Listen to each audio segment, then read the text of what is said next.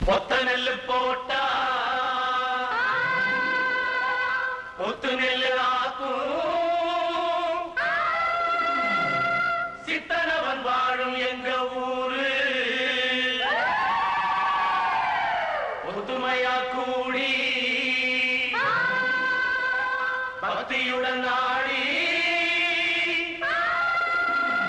தந்தனத்தம் சொல்லி சொல்லி பாடு.